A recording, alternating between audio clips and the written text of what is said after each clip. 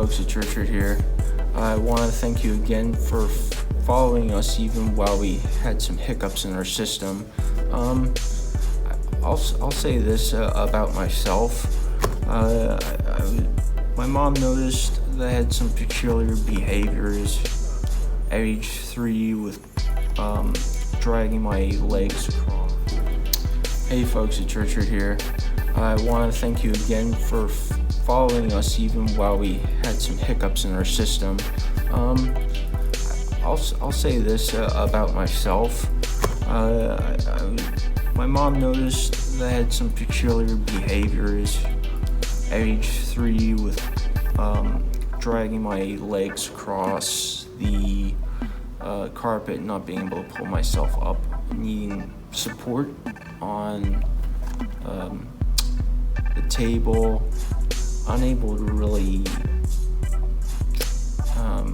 to express emotions the same way. And then I believe the man who diagnosed me at 4 was Morris Cohen. He's a big neuropsychologist with pervasive developmental disorder not otherwise specified. This was a 22-year-old diagnosis, relatively. I won't get into too much, but being vivid and on the spectrum are one and the same, meaning you're very connected to reality. For example, and I'll keep this short, is my connection with water, generally speaking. To me, it looks hyper vivid, like it's a portal to a different realm or dimension. It's otherworldly in its appearance, and it's beautiful and at the same time linking. You know, if you had a portal from Earth to, I don't know, a more vivid planet than what we know now, it would be like that. I would say also I've been broadened a little bit by one of my favorite television personas, George Carlin, and some of his narrations on Thomas over the years, Thomas the Tank Engine, has led me to become a bit more, led me to an ongoing process to become myself a little more, and to grow, and kind of that more, I don't care to fix everything in the world kind of guy. He's taught me, along with some other authority comedians, to kind of go on a journey I'm going on within the last year or so, even. That's been very rough, very bumpy, even, but has led me here. Even, you know, I've had even some surprises now. I've always, I've been vividly visual, as I said, so film, the dramatic arts is what I'm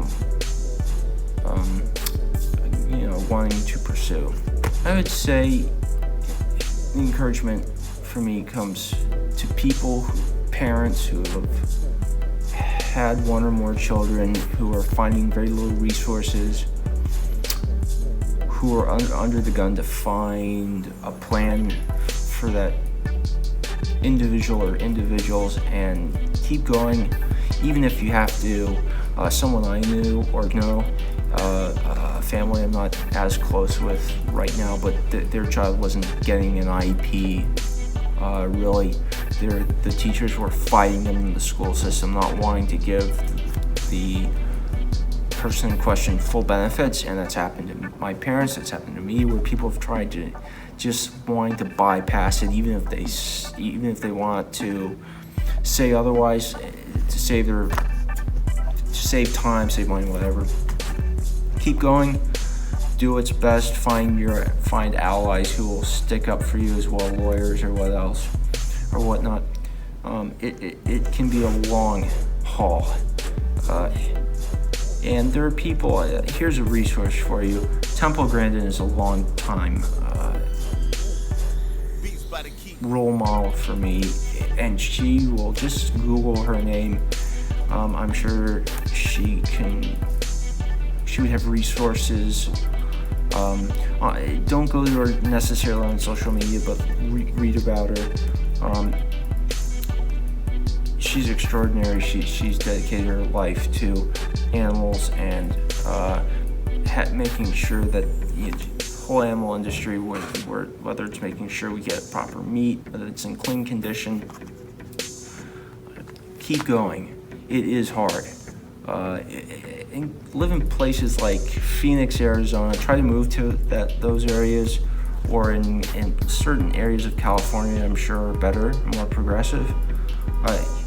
But if you don't, because this has happened to me. After high school, they can drop you. They won't necessarily care yet, and you can end up with someone who's really badly off. Who could drop you after high school? Well, it's a metaphor really for saying they will try to. They'll say, "Here, you've graduated. We don't care anymore to help you." There might be, and I found people that I love who are. I won't mention them over the ether, as I call it right now. This ether. But 2 teachers do care for me pretty much. But as far as running into problems in school, you might want to have your children be educated by you as a parent at home. Have you ever been bullied? I have been bullied, yes, a long while back, but it